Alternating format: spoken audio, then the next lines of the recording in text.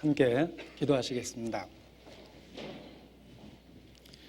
거룩하신 아버지 하나님, 우리를 죄악 가운데서 구원해 주시고 소망 가운데 살 수 있도록 항상 보호하여 주시는 것 진심으로 감사를 드립니다. 이 시간 모이기를 힘쓰라는 주의 말씀을 기억하고 하나님 앞과 그리스도 예수 안에서 저희가 함께 모였습니다. 오직 세상 끝날까지 우리와 함께 하시겠다는 주의 약속의 말씀을 의지하며 이 시간 주 성령께서 친히 주관하여 주시기를 더욱 간절히 기도합니다. 우리 각 사람 살펴주시고 혹 합당치 못한 생각과 죄가 있다면 말씀으로 책망하시며 온전케 만들어 주시기를 주님께 기도합니다. 이 시간 우리 모두를 가르치시고 우리 모두를 변화시켜 주시며 새롭게 될 수 있는 마음과 능력을 베풀어 주시기를 주님께 기도합니다. 또 한 주간 광주에서 복음을 전하는 이요한 목사님, 또 말씀을 듣는 영혼들 기억해 주시고 참여한 모든 영혼들 구원받을 수 있도록 역사해 주시기를 주님께 더욱 같은 마음으로 주님 앞에 간절히 기도합니다. 또 2010년 첫 번째 집회 1월 18일부터 주님 안에서 계획되어 있습니다. 주께서 친히 예비하시고 우리 각 사람을 일꾼 삼으셔서 주변에 이뤄진 많은 영혼들 인도해 주시기를 주님께 부탁을 드립니다. 이 시간 우리 가운데 함께 하시며 마땅히 깨달아야 될 말씀을 보여주시고 새롭게 될 수 있는 기회도 주시기를 주님께 기도합니다. 오직 함께 하시는 주께 모든 것을 의지합니다. 고마우신 우리 구주 예수님 이름으로 기도합니다.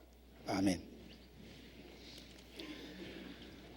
2010년 새해 첫 번째 수요 모임입니다.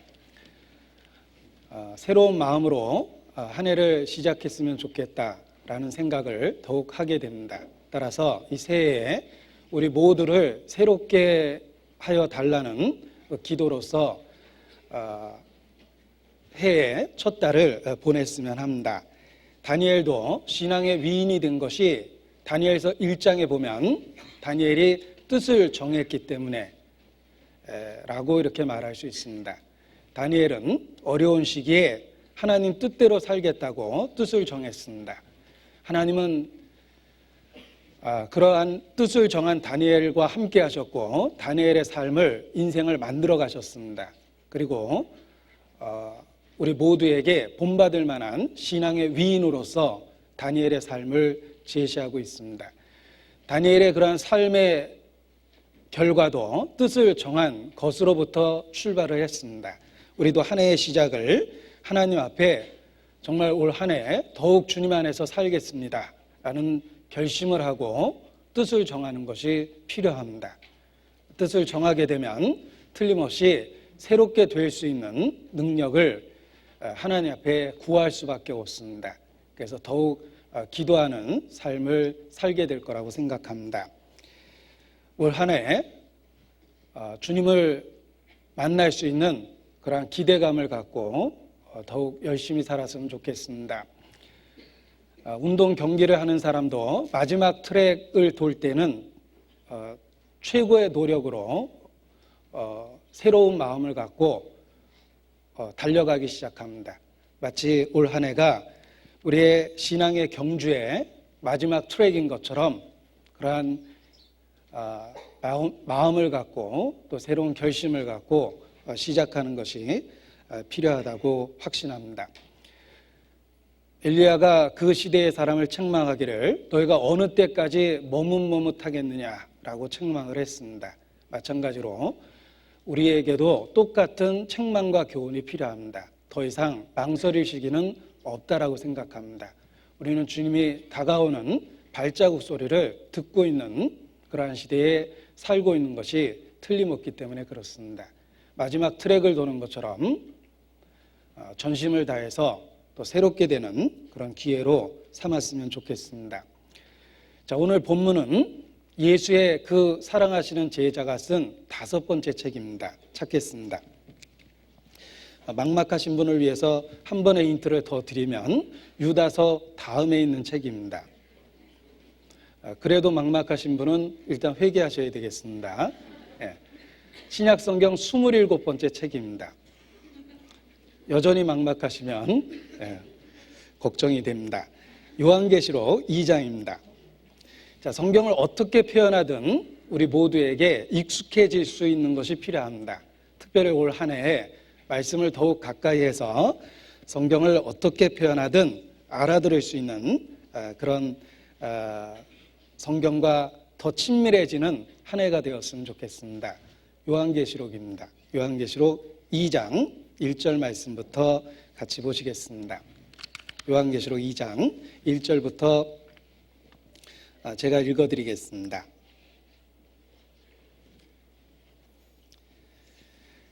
예배소 교회의 사자에게 편지하기를 오른손에 7뼈를 붙잡고 7 금촛대 사이에 다니시는 이가 가라사대 내가 내 행위와 수고와 내 인내를 알고 또 악한 자들을 용납지 아니한 것과 자칭 사도라 하되 아닌 자를 시험하여 그 거짓된 것을 내가 드러낸 것과 또 내가 참고 내 이름을 위하여 견디고 게으르지 아니한 것을 아노라. 그러나 너를 책망할 것이 있나니 너의 처음 사랑을 버렸느니라. 그러므로 어디서 떨어진 것을 생각하고 회개하여 처음 행위를 가지라. 만일 그리하지 아니하고 회개치 아니하면 내가 내게 임하여 내 촛대를 그 자리에서 옮기리라. 6절 7절은 같이 읽겠습니다. 오직 내게 이것이 있으니 내가 니골라 당의 행위를 미워하는도다. 나도 이것을 미워하노라. 귀 있는 자는 성령이 교회들에게 하시는 말씀을 들을지어다. 이기는 그에게는 내가 하나님의 낙원에 있는 생명나무의 과실을 주어 먹게 하리라. 요한계시록은 요한에 의해서 가장 나중에 기록된 책입니다. 사도 요한은 12제자 중에 가장 늦게까지 살아남아서 증인의 역할을 했습니다. 하나님의 섭리 속에서 요한을 가장 늦게까지 지상에 두신 이유가 있을 것입니다. 그것은 이제 예수님의 직접적인 증인들이 하나 둘 죽게 되고 거짓된 왜곡된 가르침과 거짓 사도들이 점점 많이 나타나게 되었습니다. 그때 직접적인 목격자인 요한이 끝까지 살아남아 있어서 잘못된 가르침에 대해서 변박하고 무엇이 진리인지를 확신하게 증언해주는 그 역할을 하도록 하셨습니다. 특별히 요한계시록은 요한이 반모섬에 유배되었을 때 계시를 받고 기록했다라고 표현되어 있습니다. 반모섬에 유배된 요한, 그때가 가장 힘들었던 시기 중에 하나일 것입니다. 그러나 그때 하나님과 더욱 가장 가까이 친밀하게 사귐과 교제를 할 수 있었을 것입니다. 따라서 요한계시록과 같은 그런 복잡한 내용의 계시를 하나님 앞에 받아서 정리할 수 있는 기회가 되었을 거라고 생각합니다. 요한에게 있어서는 어려운 시기임에 틀림없었지만 그의 사역에는 가장 적절한 장소에 있었던 것이다 라고 말할 수 있습니다. 역사 속에서 철로역정이라는 유익한 신앙서적이 쓰여진 배경도 그러합니다. 존 버녀는 설교했다는 죄로 감옥에 갔습니다. 10여 년 이상 감옥에 있었는데 그 어려운 시기에 가장 하나님과 가까운 친밀한 사귐을 할 수 있었습니다. 그는 그러한 사귐의 결과로서 솔로역정이라는 유익한 신앙서적을 우리에게 남겨둘 수 있었습니다. 요한의 삶도 그러합니다. 다른 사도들은 일찍 죽었습니다. 그러나 하나님이 요한을 끝까지 남겨두신 것은 거짓된 진리가 나타날 때 참된 진리가 무엇인지 변호하고 확증할 수 있는 역할을 주셨을 뿐만 아니라 또 핍박을 받고 있는 성도들에게 큰 위로가 될 수 있는 요한계시록의 최후 승리에 관한 계시를 주셨습니다. 요한은 하나님 앞에 계획된 섭리 속에서 계획된 삶 속에서 살아갔다라고 이렇게 말할 수 있습니다. 이것은 요한의 삶뿐만 아니라 구원받은 모든 성도를 향한 또 섭리와 경륜이 있다라는 것을 우리가 깨달을 수 있습니다. 우리의 삶을 연장하시는 하나님의 계획 속에 신앙적인 어떤 목적과 사명이 틀림없이 있습니다. 그것을 발견할 때 우리는 더 이상의 삶을 허비하지 않고 목적에 맞는 그러한 삶을 하나님 앞에 충성되이 살게 된다라고 말할 수 있습니다. 자, 오늘 본문은 예배소 교회에 대한 이야기입니다. 요한계시록 2장 3장에 연속적으로 7 교회에게 주시는 말씀이 기록되어 있습니다. 이 계시록의 7 교회는 여러 가지 관점에서 우리에게 교훈을 줍니다. 일단 7이라는 숫자가 완전하다라는 의미를 갖고 있습니다. 하나님 앞에 완전한 여러 교회의 모습을 예표로 보여주고 있는 거라고 말할 수 있습니다. 이 계시록의 7 교회는 일단은 문자적으로는 요한이 살았던 그 시대에 실제로 존재했던 아시아의 7 교회들입니다. 그들 각각에게 필요한 교훈을 해 주셨습니다. 문자적으로는 그 시대의 7 교회에게 맞는 말씀을 주신 것이다, 이렇게 말할 수 있습니다. 그리고 예언적 의미에서는 사도시대로부터 시작된 그 교회가 역사 속에서 어떤 모습을 갖게 될 것인지 7 교회의 순서대로 예언적으로 계시한 것이기도 합니다. 그래서 이 7 교회의 모습을 차례대로 살펴보면 예배소 교회는 초대교회의 모습을 예표하고 있습니다. 그리고 이어지는 서머나 교회의 모습은 박해받는 지하교회의 모습을 예표하고 있습니다. 그리고 계속해서 동방종교와 혼합되는 혼합시대를 보여주고 있고, 또 중세에 이르기까지 종교적인 암흑시대가 있을 거라는 것도 계속해서 보여주십니다. 그리고 1517년 종교개혁이라는 사건을 기점으로 해서 개혁의 시대가 있을 거라는 것을 또 예표하셨습니다. 그리고 이어서 영국, 스코틀랜드, 또 미국에 이어지는 부흥시대가 있을 것도 7 교회의 모습 속에서 예언하셨습니다. 그리고 7번째 마지막 교회인 라오디게아 교회의 모습을 통해서 우리 시대에 미지근한 타협된 그런 마지막 시대의 교회의 모습도 예언하셨습니다. 놀랍게도 7 교회에게 주신 말씀들을 분석해 보면 역사 속에 나타난 교회의 상황과 너무나도 유사하다라고 말합니다. 그래서 예언적 의미로 교회 시대 전체를 보여주고 있다, 이렇게 말씀드릴 수도 있습니다.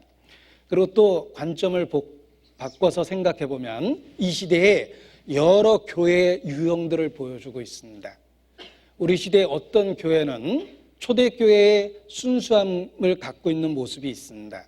또 불행하게도 어떤 교회는 교권에 의해서 타락한 그런 그 중세 때의 암흑시대라고 일컬어지는 그 시대의 모습을 갖고 있는 교회도 이 시대에 존재하고 있습니다. 그리고 대부분의 교회가 라오디게아 교회적인 미지근한 모습을 갖고 있기도 합니다. 이 7 교회의 모습은 이 시대에 여러 교회의 유형과 같다라고 말할 수도 있습니다. 자, 그렇다면 우리 교회의 모습은 7 교회와 비교해 보면 어떤 모습과 같을까 생각하고 교훈을 받을 수도 있습니다. 그리고 우리 개인적인 모습도 7 교회의 모습에 비춰볼 수 있습니다. 과연 내가 어느 교회의 모습과 비슷한 신앙생활을 하고 있는지 자기 자신의 유형도 7 교회의 모습을 통해서 생각해 볼 수 있습니다. 성경의 말씀은 살아있고 운동력이 있습니다. 관점을 바꿀 때 여러 가지 교훈을 얻을 수 있습니다. 빛은 무색이지만 프리즘이라는 분광기로 분광해 보면 7가지 빨주노초 파남보라는 아름다운 색깔이 나타납니다. 이와 마찬가지로 성경의 말씀도 관점을 바꿔보면 다양하게 적용할 수 있습니다. 그리고 그 적용을 합당하게 이루어주는 것이 성령의 가르침이라고 생각합니다. 이 계시록의 7교의 모습 속에서 우리는 여러 가지 교훈을 받을 수 있습니다. 오늘은 특별히 예배소 교회에게 주신 말씀을 통해서 교훈을 나누고자 합니다. 자, 예배소라는 지역은 성경에서 소아시아라고 분류되어 있는 그 지역에 있었던 교회입니다. 지금의 지도를 살펴보면 터키에 있는 지역에 있었던 교회입니다. 이 예배소 지역은 지리적으로 상업적으로 아주 중요한 그 교역이 활발했던 지역입니다. 따라서 그 활발한 상업을 통해서 막대한 부를 축적할 수 있었고 도시 전체가 아주 부유했던 교회로서 알려지고 있습니다. 그리고 그 부유함과 더불어 황제 숭배라는 사람을 우상화하는 그런 그 경향이 가장 많았던 곳으로도 알려져 있습니다. 뿐만 아니라 이교 신 아데미라고 성경에 나오는데 다이아나 아데미 여신 숭배 사상이 또 활발했던 곳이기도 합니다. 이교 역사를 살펴보면 여신 숭배 사상이 어느 곳에서나 있습니다. 왜냐하면 남성신은 가부장적이고 엄하다라는 이미지를 줍니다. 그러나 여신은 모성애적이고 포용적이다라는 그런 의미를 갖고 있습니다.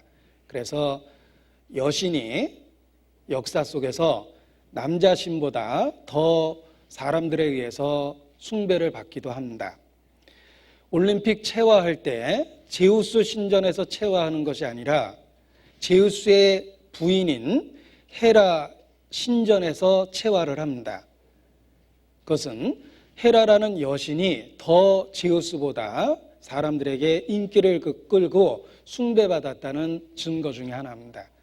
여신의 개념은 모성애적이며 우리가 무슨 짓을 해도 받아줄 것 같은 그런 포용적 의미를 주기 때문에 인기를 끈 겁니다.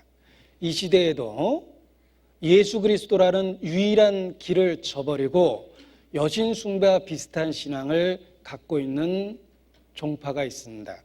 너무나 큰 종파이기 때문에 제가 직접적으로 이름을 거론하지 않아도 다 예측할 수 있을 거라고 생각합니다. 그러한 변형된 여신 숭배 사상이 전 세계적으로 인기를 끌고 있습니다. 예배소에서도 그러했습니다. 예배소라는 부유한 도시, 상업 활동이 활발했던 그 도시에서 아뎀이라는 여신이 크게 숭배를 받았습니다. 자, 이 예배소 교회는 처음에는 아볼로가 어떤 예비적인 사역을 했던 지역입니다. 성경에 등한 아볼로, 그가 예비 사역을 했던 지역이 예배소 지역입니다.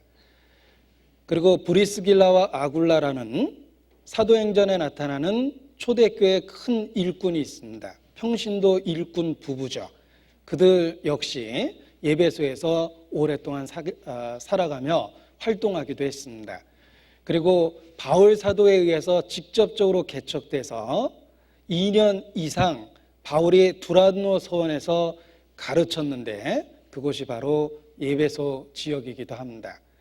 그리고 바울이 마케도냐로 떠나면서 자기의 가장 사랑하는 그 동역자인 디모데에게 예배소 지역의 사역을 맡기기도 합니다.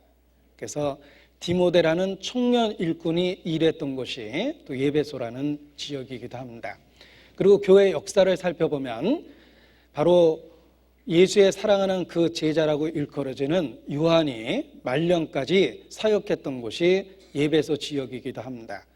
또 예수님의 모친인 마리아가 사도 요한의 그 부양을 받고 말년을 보냈던 곳도 예배소라는 지역으로 알려져 있습니다.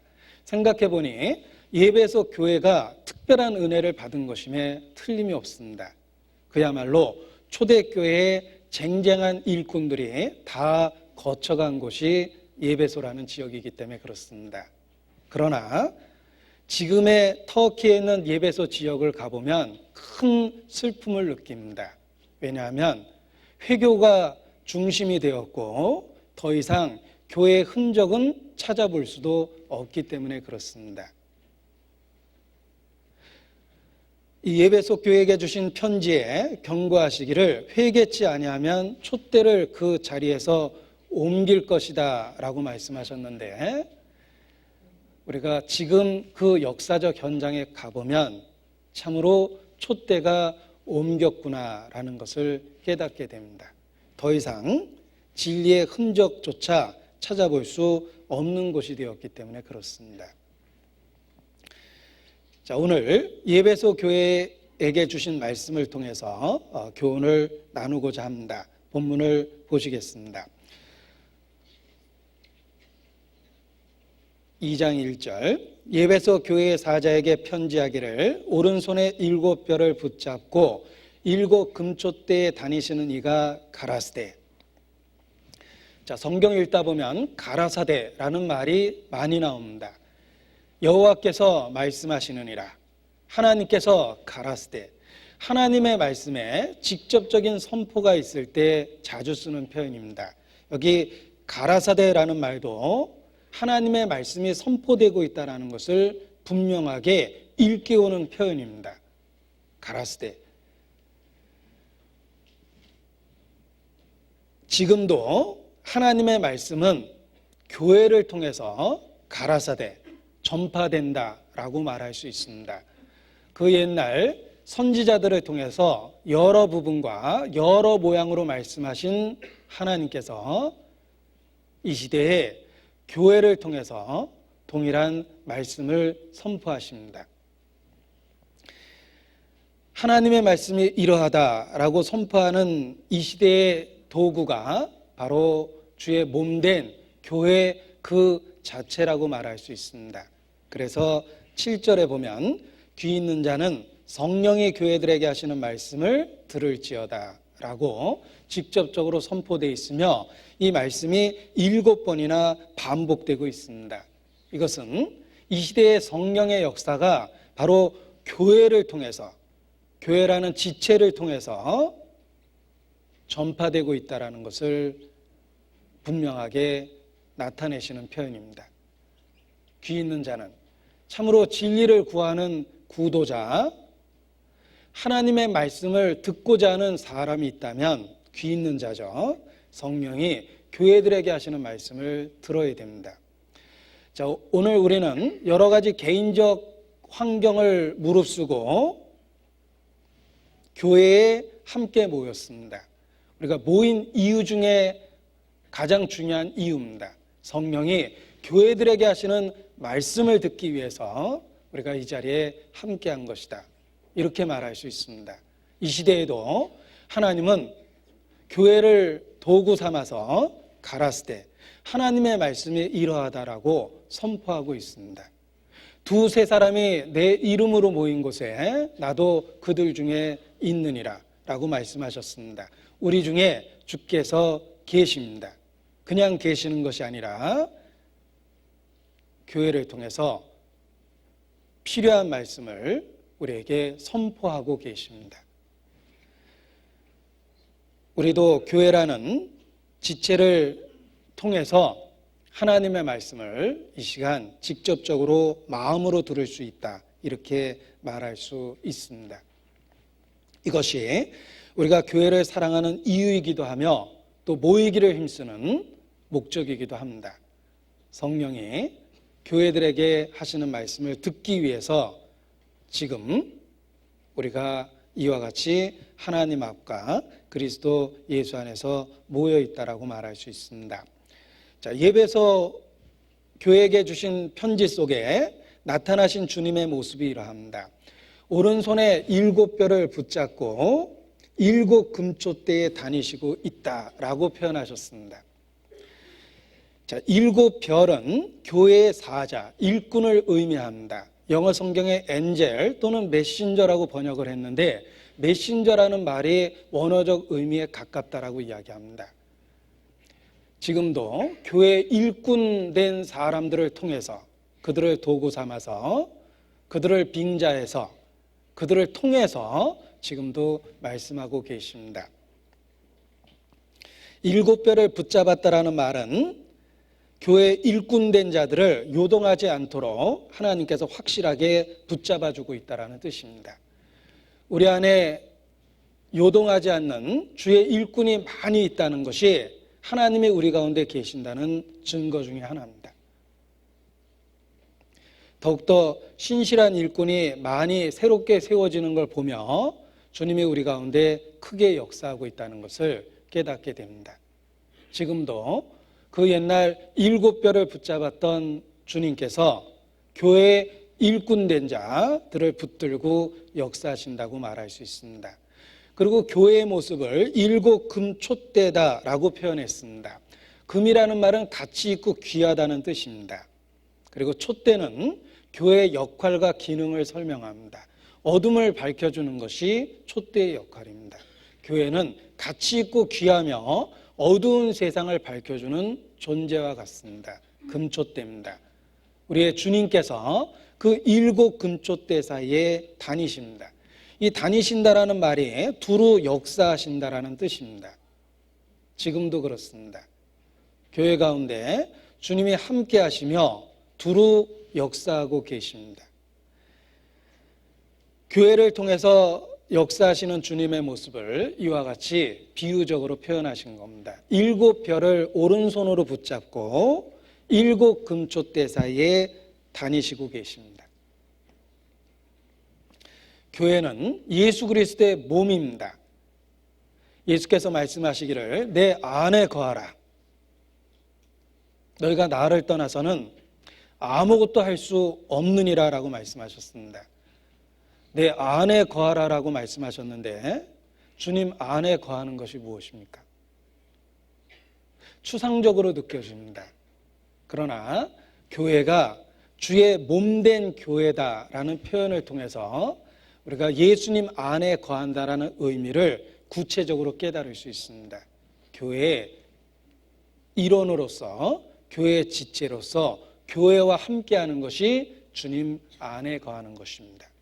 너희가 나를 떠나서는 아무것도 할 수 없느니라. 교회를 떠나서는 아무것도 할 수 없다는 뜻입니다. 베드로라는 초대교회 일꾼 뒤에 예루살렘 교회가 있었습니다. 바울이라는 최초의 선교사 뒤에 안디옥 교회가 있었습니다. 결코 1인 슈퍼맨은 없습니다. 하나님은 교회를 통해서 일꾼을 세우시고 교회를 통해서 일꾼을 사용하십니다. 교회와 함께하는 것이 주님 안에 거하는 것이며 주님 손에 붙잡히는 것이다. 주님이 두루 역사하시는 걸 체험할 수 있는 방법이다라고 말할 수 있습니다. 그래서 구원받은 이후 신앙생활의 성패가 교회를 깨닫냐 못 깨닫느냐에 달려있다라고 그렇게 강하게 표현하기도 합니다. 어린아이가 태어난 것 의미 있지만 아이가 정상적으로 자랄 수 없는 가정이 없다면 아이는 탄생부터 비극을 경험하게 됩니다. 그러나 아이가 태어나고 그가 양육되고 사랑으로 보살핌 받을 수 있는 가정이 준비되어 있고 어머니가 준비되어 있다는 것은 아이의 삶에 어떤 보장이 되는 것입니다. 이와 마찬가지로 구원받은 이후에 우리에게 어머니 같은 존재, 가정과 같은 존재가 바로 교회입니다. 따라서 교회에 대한 올바른 깨달음과 교회에 대한 올바른 가르침을 받는 것이 참으로 중요합니다. 신앙생활의 성패는 이 교회에 대한 깨달음에 달려있다라고 그렇게 단호하게 표현할 수 있습니다. 칼빈도 교회를 어머니라고 생각하지 않는 사람은 하나님을 아버지라 부를 자격이 없다라고 표현하기도 했습니다. 하나님 아버지, 그리고 우리에게 가정이 있습니다. 교회입니다. 우리에게 어머니의 역할이 있습니다. 교회입니다. 우리가 교회와 함께할 때 어머니의 보살핌을 받는 것이며 가정적인 울타리 속에 머무는 것이다라고 말할 수 있는 것입니다. 따라서 우리가 가정을 사랑하고 어머니를 본능적으로 사랑하는 것처럼 정말 구원을 받았다면 교회를 소중히 여기고 교회를 사랑하게 되어 있습니다. 요한계시록 2장에 표시하고 잠언 30장 11절 말씀을 보겠습니다.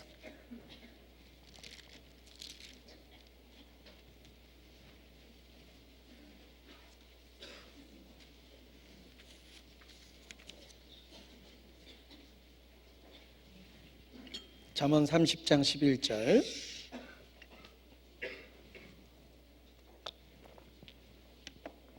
같이 읽죠. 아비를 저주하며 어미를 축복하지 아니하는 무리가 있느니라. 자, 무리가 있느니라. 한두 사람이 아니라는 뜻입니다. 어미를 축복하지 아니하는 무리가 있습니다. 부모에 대하여 적극적인 효가 없는 것이 죄입니다. 불효죠. 자기를 낳은 어머니를 학대하고 저버린다면 폐륜합니다. 천륜을 저버리는 폐륜입니다. 그보다 더 큰 죄는 교회를 대적하고 교회를 비난하고 일꾼을 폄하하는 것, 그거 역시 자식이 부모에게 짓는 불효보다 더 큰 죄요 폐륜이라고 말할 수 있습니다. 어미를 축복하지 아니하는 무리가 있느니라. 자, 우리는 교회를 통해서 말씀을 듣고 생명을 받습니다. 하나님 아버지께로부터 생명을 받았는데 그 모태라는 밭이 된 것이 교회입니다. 우리는 단독으로 절대 계시받은 게 아닙니다. 교회를 통해서, 교회 지체의 역사를 통해서 우리는 말씀을 들었습니다. 그리고 구원을 받았습니다. 우리가 마땅히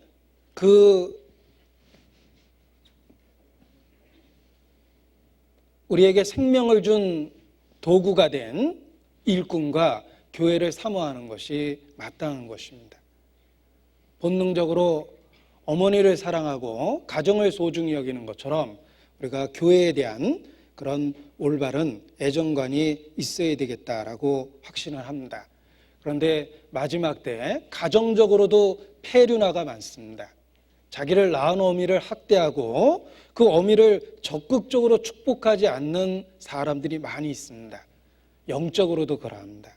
영적으로도 그 낳은 어미를 축복하지 않는 무리가 있습니다.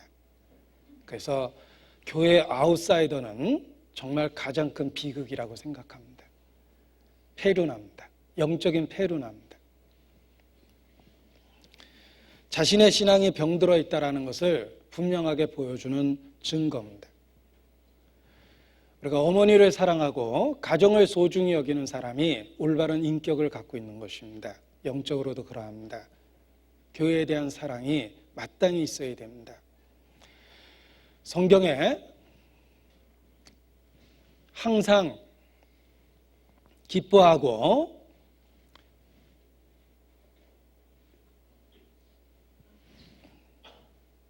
죄송합니다. 제가 지금 헷갈리고 있는데 쉬지 말고 기도하라, 범사에 감사하라, 항상 기뻐하라. 이 세 가지가 자꾸 앞뒤가 헷갈리는데 헷갈려도 말이 틀리지 않기 때문에 더 헷갈립니다. 네. 자, 범사에 감사하라라고 말씀하셨죠. 뭐 쉬지 말고 감사하나 항상 감사하나 말이 다 통하잖아요. 헷갈리는 게 정상입니다. 네. 네. 자, 헷갈려서 은혜가 되는 성경 구절은 그 구절밖에 없습니다. 자, 아무튼 순간적으로 헷갈렸는데, 자, 범사에 감사하라고 말씀하셨을 때 하나님께 감사할 제목을 마음에 생각해 봅니다. 수도 없이 생각해낼 수 있습니다. 첫 번째는 내가 구원받았다는 것. 그리고 과정을 생각해 보면 구원받기 전에 내가 철없이 하나님을 대적하고 살았는데 그때 참아주셨다는 것. 그리고 구원받은 이후에 오늘까지 신앙을 보존하여 주시는 것. 내게 일할 수 있는 기회를 주셨다는 것. 여러 가지를 생각해낼 수 있는데 그중에 반드시 들어가는 감사의 제목이 있습니다. 내가 아직도 교회 가운데 있고 올바른 교회 속에서 신앙생활하고 있다는 것, 그것이 구원받은 것 다음으로 감사하는 제목으로 마음에 떠오르게 됩니다. 그게 정상입니다. 우리가 이 땅에 생명을 갖고 태어난 것 소중하고 정상적인 가정에서 양육됐다는 것에 대해서 감사할 수밖에 없습니다. 영적으로도 그러합니다. 내가 구원받은 게 너무나 감사하고 그와 동시에 올바른 교회를 통해서 신앙생활하고 있다는 것 감사할 수밖에 없습니다. 그래서 교회를 소중히 여기는 겁니다. 본능적으로 어머니를 사랑하듯이 본능적으로 교회를 사랑하고 소중히 여길 수밖에 없습니다. 그런데 불행하게도 어미를 축복하지 아니하는 무리가 있습니다. 그것이 개인적으로 큰 비극이라고 확신합니다. 신앙이 병들었다는 영적인 폐륜이라고 확신합니다. 교회를 소중히 여기셔야 됩니다. 어떻게 해서 주님을 만났고 어떻게 해서 주님을 알게 되었습니까? 어떻게 해서 신앙이 유지되고 있습니까? 어린아이가 오늘까지 정상적인 생활을 하고 있는 것은 가정적인 뒷받침이 아이를 정상이 되게 한 겁니다. 우리의 신앙이 오늘까지 존재하고 있음은 가정적인 뒷받침이 있었던 겁니다. 우리 가운데 두루 역사하시는 주님께서 그의 몸된 교회를 통해서 양육하신 것입니다. 그럼에도 불구하고 교회를 비난하고 대적한다면 진짜 영적으로 병든 겁니다. 교회에 끼치는 피해 때문에 슬픈 게 아닙니다. 그 사람 개인적 신앙 상태를 생각하고 더 슬픔을 느낍니다. 우리가 낳은 어미를 사랑하듯이 낳은 어머니를 축복하는 것이 마땅하듯이 교회에 대한 사랑을 갖고 마지막 때 주님 안에 붙어 있어야 됩니다. 몸만 나와 있는 것이 아니라 정말 교회가 하는 일에 여러 가지 분야에서 참여되어 있는 것이 마땅합니다. 자, 요한계시록 2장 본문을 다시 보겠습니다. 2절 말씀과 3절 말씀의 동사 부분을 보면 내가 알고 아노라 라고 되어 있습니다. 그렇습니다. 주님은 전지전능하십니다. 주님은 다 알고 계십니다. 내가 알고 아노라. 자, 성경에 기록된 주님의 모습이 이렇게 표현되어 있습니다. 계시록 4장 6절입니다.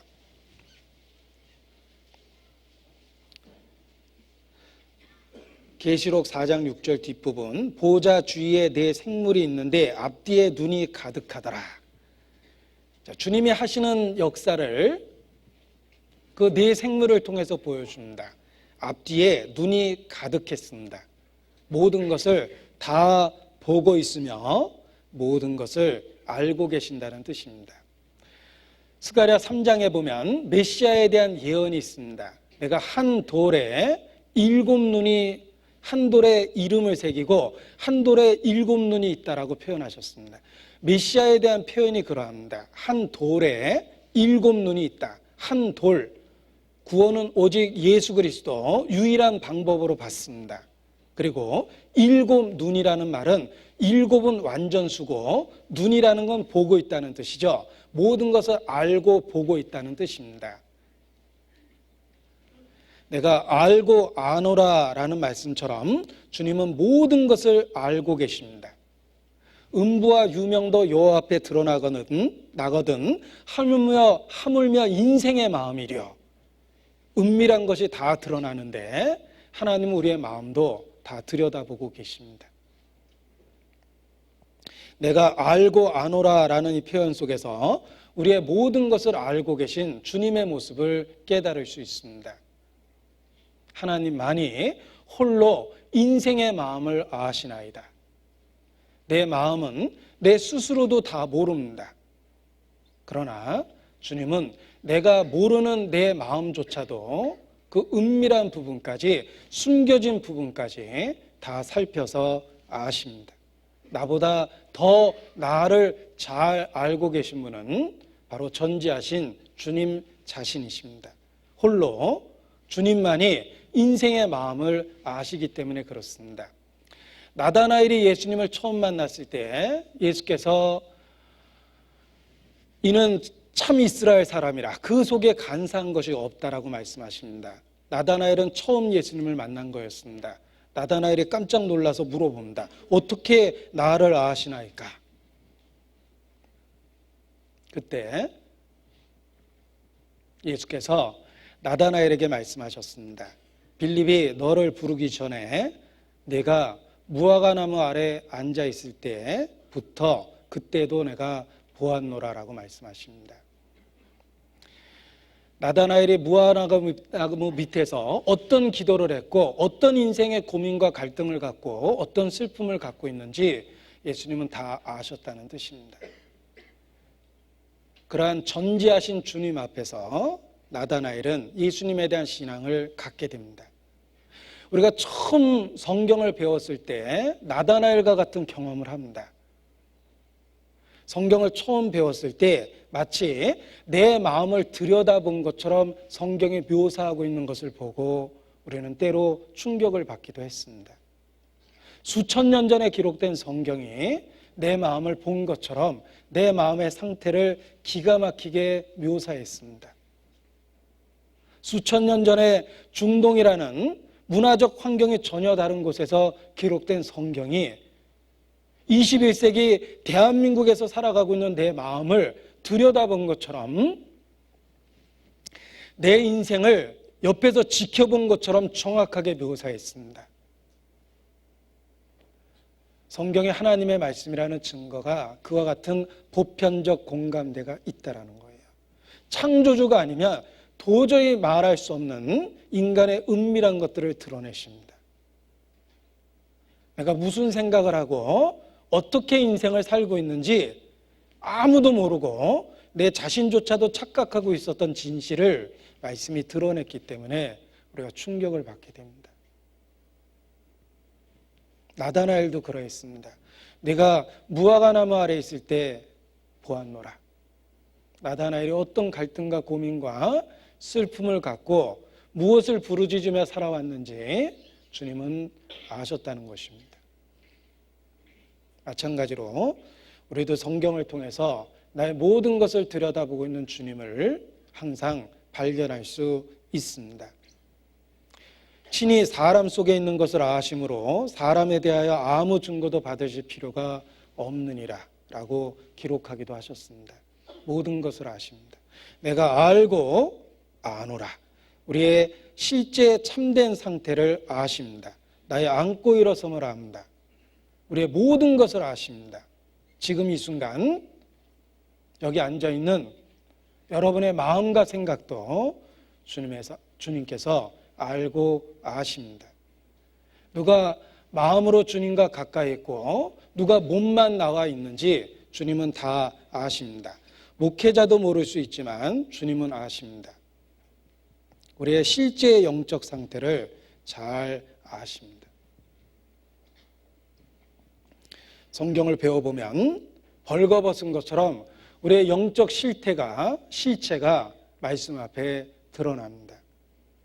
우리에 대해서 다 알고 계시기 때문에 우리에게 꼭 필요한 말씀을 주실 수 있는 것입니다. 에베소 교회의 상태에 대해서도 잘 알고 계셨습니다.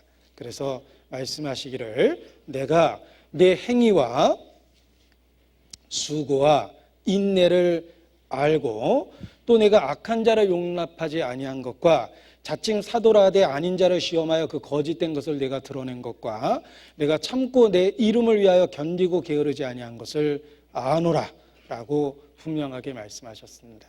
모든 것을 알고 계신 주님께서 에베소 교회에게 꼭 필요한 교훈과 책망을 해주고 계십니다.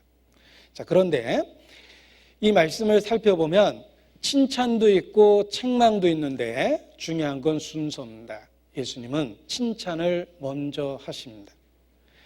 자, 이 교육학에도 아이를 효과적으로 양육할 수 있는 방법 중에 하나가 칭찬을 무기 삼아서 아이를 양육할 것을 권유해 줍니다. 인간도 경험적으로 칭찬이 얼마나 큰 힘을 발휘하는지 알고 있습니다. 모든 진리의 주님께서도 우리를 다스리실 때 최고의 교육학적 방법을 사용하십니다. 책망보다는 칭찬할 것을 먼저 이야기하셨습니다. 우리가 얼핏 생각하면 엄하신 주님, 전혀 웃음이라고는 찾아볼 수 없는 주님의 모습을 생각합니다. 제 자신도 그런 선입관이 있었습니다. 어느 날 예수님 영화를 보니까 그 배우가 너무 자주 웃더라고요. 그래서 해프다 이렇게 생각을 했습니다. 무슨 주님이 저렇게 자주 웃냐. 그런데 제가 좀 이해가 안 가다가 그 배우가 그렇게 연기하는 것을 이해할 수가 있었습니다. 우리는 얼핏 주님이 아주 딱딱하고 엄한 표정만 갖고 있었을 거라고 생각합니다. 그렇지 않습니다. 주님의 말씀을 보면 재치와 위트와 유머가 넘칩니다. 주님은 칭찬할 것이 있을 때에는 반드시 칭찬하십니다. 그래서 7교회에게 주신 말씀 중에 라오디게아 빼고 다 칭찬을 찾아서라도 하셨습니다. 주님은 최고의 교육가이기 때문에 교육적 효과가 큰 칭찬이라는 방법을 사용하신 것입니다. 그래서 요즘에 뒤늦게나마 칭찬은 고래도 춤추게 한다, 뭐 이런 책도 나오기도 했습니다. 원래 아이를 교육할 때 칭찬으로 아이를 양육할 수 있다라고 이야기합니다. 해서는 안 될 것도 있죠. 예를 들면 과거 나열형, 잘못된 거 하나 잘못하면 옛날에 잘못한 거 다 끄집어내는 겁니다. 너 지난번에도 그랬고 언제도 그랬고, 이런 것도 잘못된 방법이고, 또 이제 비교형, 엄마 친구 아들은 안 그런데 넌 왜 그러냐, 이런 비교형도 자녀에게 그 나쁜 영향을 준답니다. 또 이제 조소형도 있죠. 비웃는 거. 내가 너 그럴 줄 알았어. 네가 제대로 하는 게 뭐야. 이런 방법은 이제 교육학적으로 제일 안 좋은 방법이라고 그럽니다. 비교 나열형, 또 그러니까 과거 나열형, 비교형, 조소형, 이런 방법이 안 좋다라고 이야기하는데, 이제 칭찬은 오히려 아이의 열등감을 극복시키고 격려를 통해서 아이의 장점을 더 개발할 수 있다라고 이야기합니다. 주님도 칭찬으로 격려를 하십니다. 선을 격발해 주십니다. 더 선을 행할 수 있도록 격려해 주십니다. 그래서 잠언 27장 말씀도 하나 찾겠습니다. 21절입니다. 잠언 27장 21절.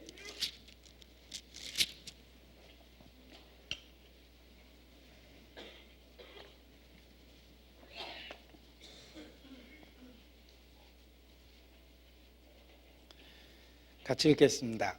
도가니로 은을, 풀무로 금을, 칭찬으로 사람을 시련하느니라. 은을 만들기 위해서는 도가니가 필요합니다. 금을 만들기 위해서는 풀무가 필요합니다. 사람도 인격적으로 만들어가기 위해서 칭찬이라는 방법이 유익하다라는 것을 일깨워주고 계십니다. 제 어린 시절을 추억해 봤습니다.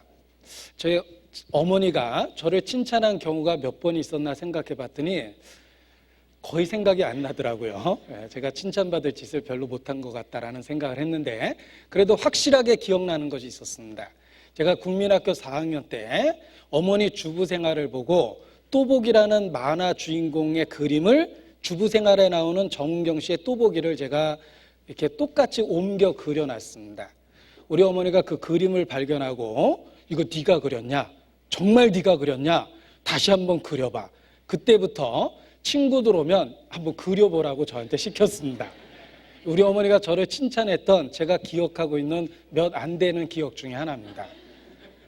그림 그린 걸 칭찬해 주셔가지고 제가 국민학교 4학년 때 그 칭찬 듣고 중학교 2학년 때까지 그림만 그렸습니다.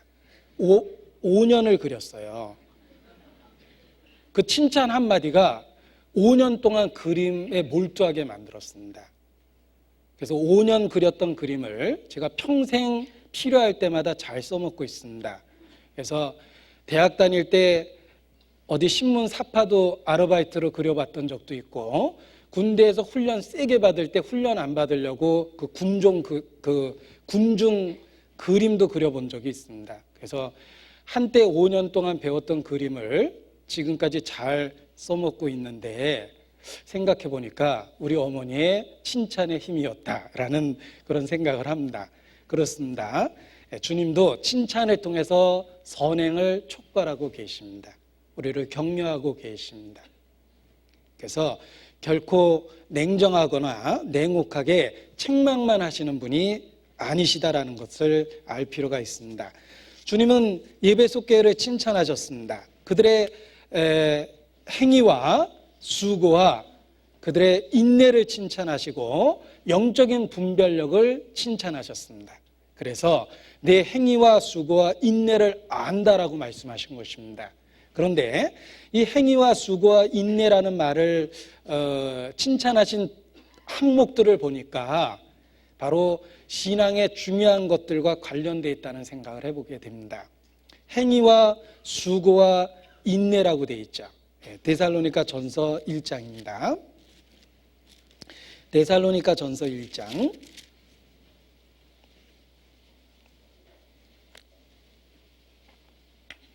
3절입니다.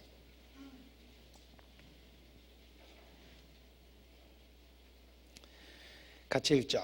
너희의 믿음의 역사와 사랑의 수고와 우리 주 예수 그리스도에 대한 소망의 인내를 우리 하나님 아버지 앞에서 쉬지 않고 기억함이니. 자, 믿음, 소망, 사랑은 약간 추상적이며 모호합니다. 그러나 이렇게 불가시적인 것이 가시적인 거로 드러나는 것이 바로 행위와 수고와 인내라고 말할 수 있습니다. 보이지 않는 것이 보이는 쪽으로 나타날 수 있다는 거예요. 믿음, 사랑, 소망, 이와 같은 보이지 않는 덕목이 구체적인 삶의 변화라는 행위, 곧 역사로 나타나며 사랑에 대한 수고, 어려움을 무릅쓰는 행동이죠. 그리고 소망의 인내, 어려움을 극복해내는 적극적인 의지 같은 겁니다. 예배소 교회는 신앙의 덕목을 잘 갖추고 있었던 것입니다. 그들은 삶의 변화라는 행위도 있었고 어려움을 극복해내는 수고도 있었고 그 어려움을 참아낼 수 있는 인내도 있었습니다. 그래서 그러한 훌륭한 점을 기꺼이 주님께서 먼저 칭찬하셨습니다. 그리고 그들은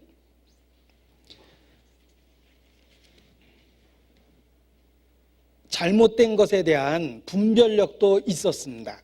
그래서 요한계시록 2장 2절에 보면 악한 자를 용납지 아니한 것과 자칭 사도라 하되 아닌 자를 시험하여 그 거짓된 것을 내가 드러낸 것과 그들의 영적인 분별력을 칭찬해 주셨습니다. 그들은 올바른 교리적인 지식이 있었고 그리고 영적인 분별력이 있었습니다. 그래서 악한 자를 용납지 아니하였고 심지어 자칭 사도라 하되 아닌 자들, 겉으로 참인 것처럼 위장된 그 거짓 사도들의 위선도 드러낼 수 있었던 것입니다. 그들은 칭찬받을 만한 영적 분별력을 가지고 있었습니다. 자, 바울도 예배소 성도들과 마지막 모임을 하면서 그들에게 신신당부했습니다. 내가 떠난 이후에 흉악한 이리가 너희 중에 들어올 것이다. 거짓 사도와 거짓 가르침에 대한 경고를 바울도 예배소를 떠나기 전에 그들에게 남겨두었습니다. 사도행전 20장입니다.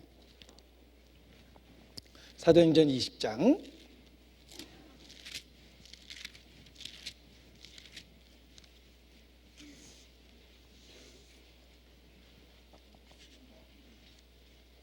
29절입니다. 내가 떠난 후에 예배소 교회 지도자들에게 주신 마지막 이야기입니다.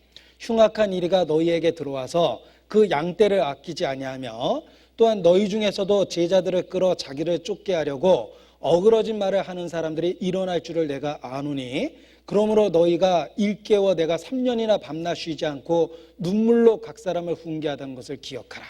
이것이 바울이 육신적으로 예배소 성도들을 마지막 대면하면서 그들에게 남겨두었던 교훈입니다. 에베소 성도들은 그 바울의 경고를 기억했습니다. 그래서 악한 자를 용납지 않았고 거짓 젠다들의 위선을 드러내고 영적인 분별력을 갖고 있을 수 있었던 것입니다. 바울 사도도 그들에게 눈물로 호소했는데 에베소 성도들은 그것을 구별할 수 있는 분별력을, 그 교훈을 잊지 않고 유지하고 있었던 것입니다.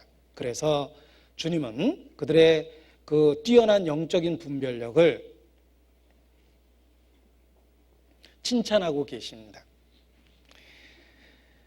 성경에 예언하는 자는 둘이나 셋이나 말하고 다른 이들은 분별할 것이라고 말씀하셨습니다. 예언하는 자가 두셋이 예언한다면 다른 이들은 분별하라고 말씀하십니다. 무조건 믿으면 안 된다는 뜻이죠. 우리가 주님 앞에 그 말씀이 참으로 주께 온 교훈인지 분별하고 판단해 보는 것이 필요합니다. 그것이 거짓된 것에 속지 않을 수 있는 방법입니다. 요한일서 4장 찾겠습니다. 1절.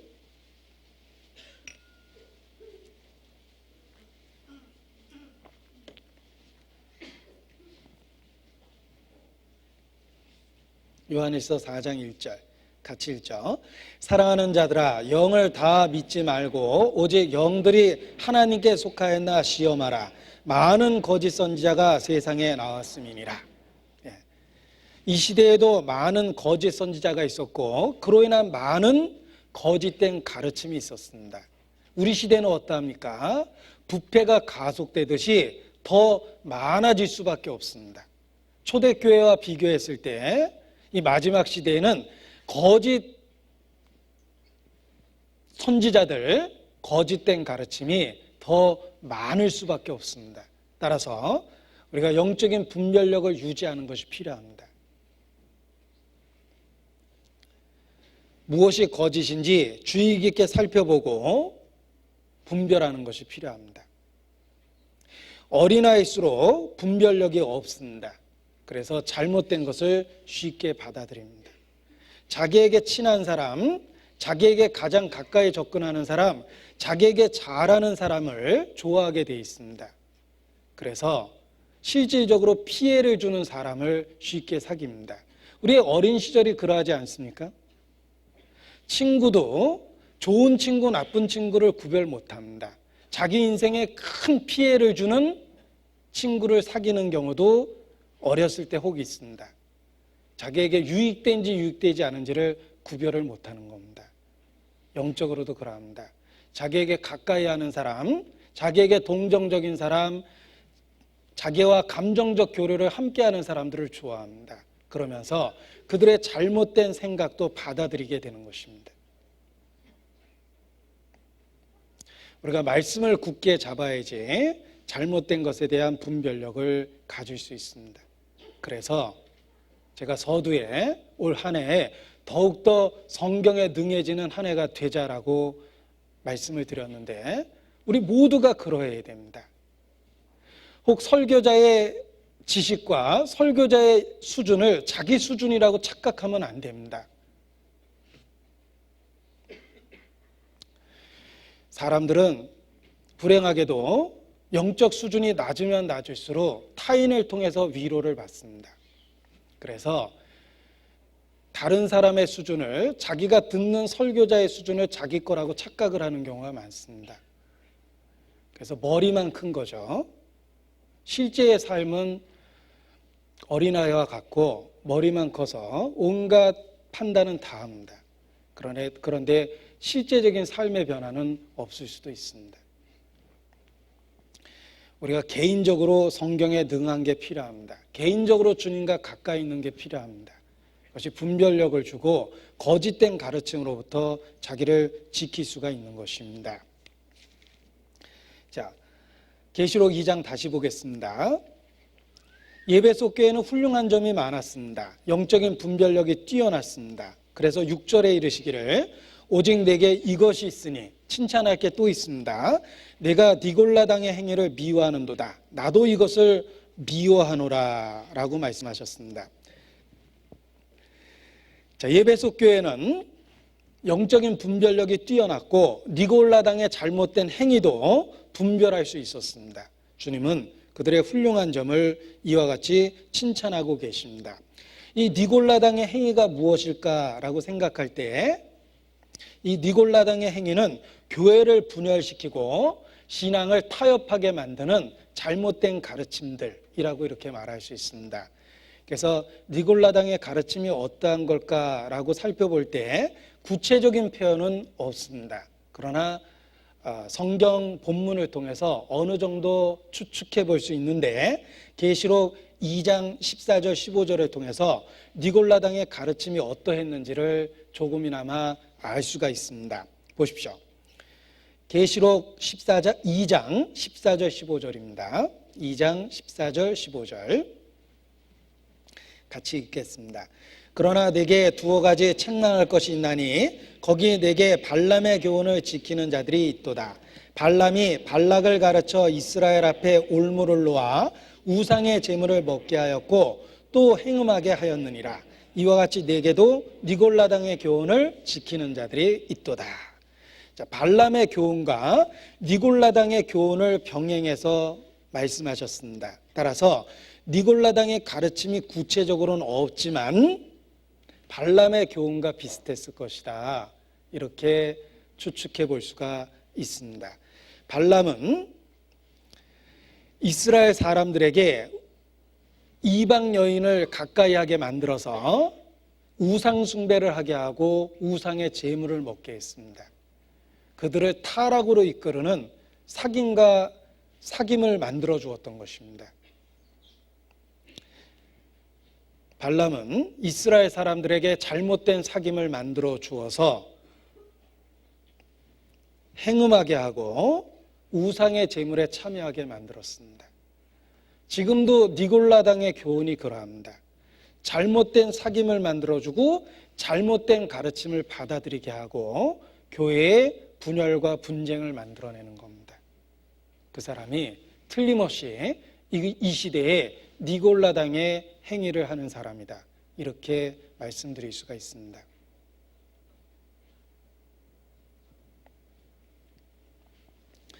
이 니골라당의 행위가 무엇인지 구체적으로 표현하지 않은 이유도 있다라고 확신합니다. 성경에서 구체적인 언급을 안 하신 이유가 있다면, 안 하셨다면 그만한 이유가 틀림없이 있습니다. 왜 니골라당의 가르침이 무엇인지 구체적으로 기록 안 하셨을까? 그 이유는 외적인 모습은 바뀌어도 어느 시대나 니골라적인 행위와 교훈이 있다라는 것을 알려주기 위해서라고 생각합니다. 100년 전, 500년 전 장소마다 시대마다 모양은 바뀌어도 결국은 니골라당의 행위와 니골라당의 교훈과 같은 그런 잘못된 결과를 만들어내는 일들이 있다라는 것입니다. 그래서 일부러 구체적인 언급을 안 하셨다. 왜냐하면 우리 시대에 너무나 다양한 모습으로 또 다른 니골라당의 행위와 니골라당의 교훈이 나타나기 때문에 아예 구체적 묘사를 안 하셨다라고 확신합니다.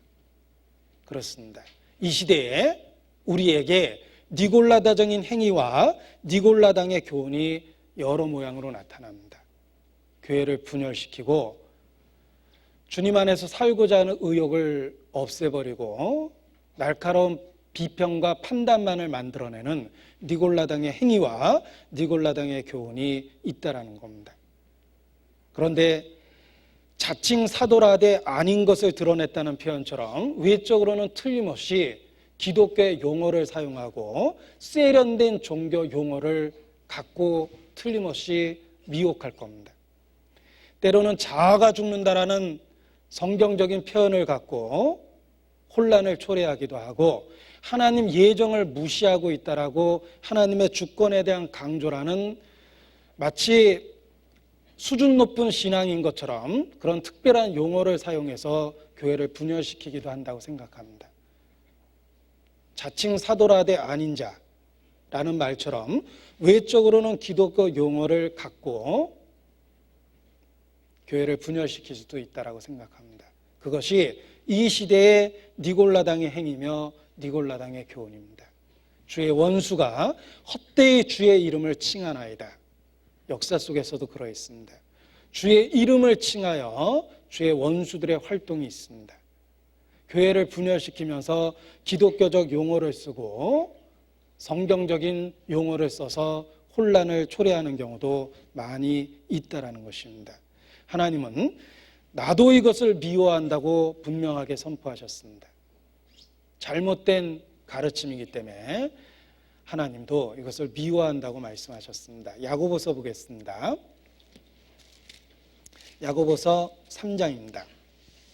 13절.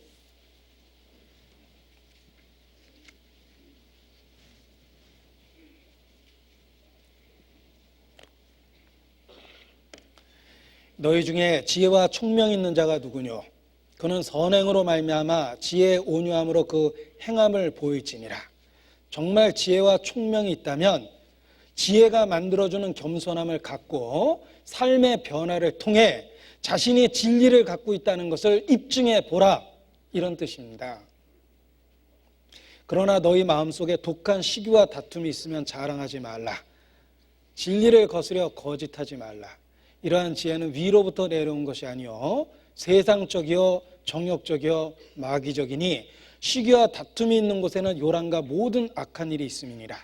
오직 위로부터 난 지혜는 첫째 성결하고 다음에 화평하고 관용하고 양순하며 긍휼과 선한 열매가 가득하고 편벽과 거짓이 없나니 화평케 하는 자들은 화평으로 심어 의의 열매를 거두느니라.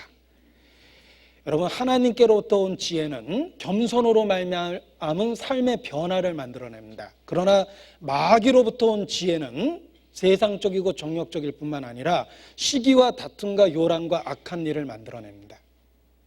교회를 분열시키는 가르침을 성경적인 용어로 사용해도 그러한 지혜는 틀림없이 악한 자로부터 온 겁니다. 우리 시대에 감춰진 거짓이 많습니다. 겉으로는 진리라고 주장하면서 분열과 형제자매의 슬픔을 만들어내는 그런 잘못된 일이 있을 수 있습니다. 우리가 영적 분별력을 올바로 갖는 것이 필요합니다. 주님과의 친밀한 사귐이 영적 분별력을 만들어줍니다. 왜 쉬지 말고 기도하라고 명령하십니까? 분별력을 위해서입니다. 왜 항상 말씀을 상고하라고 우리에게 말씀하십니까? 영적인 분별력을 유지하기 위해서입니다. 기도와 말씀은 하나님과의 친밀한 사귐을 만들어주고 하나님과의 친밀한 사귐은 하나님과 같은 관점을 갖고 분별력을 갖고 삶을 바라보게 됩니다. 하나님이 악하다는 걸 자기도 악하게 생각하고 하나님이 잘못됐다고 생각한 걸 자기도 잘못됐다고 생각합니다. 하나님과의 친밀한 교제가 분별력을 만들어주는 것이다. 하나님과의 실제적인 동행이 주님이 좋아하고 미워하는 것을 구별할 수 있게 만들어주는 겁니다. 어떤 사람을 친밀하게 사귄 결과가 무엇입니까? 그 사람이 무엇을 좋아하는지 알고 무엇을 싫어하는지 알게 됐다는 것입니다. 그것이 친밀한 사귐입니다. 우리가 정말 주님과 친밀하게 관계와 사귐을 갖고 있다면 영적인 분별력을 갖게 됩니다. 주님이 좋아하는 것, 기뻐하는 것이 무엇인지 알고 그것을 삶에 추구하며 살아가게 됩니다. 주님이 미워하고 싫어하시는 것이 무엇인지 알기 때문에 나도 주님과 같은 관점에서 미워하고 싫어하게 되는 것입니다.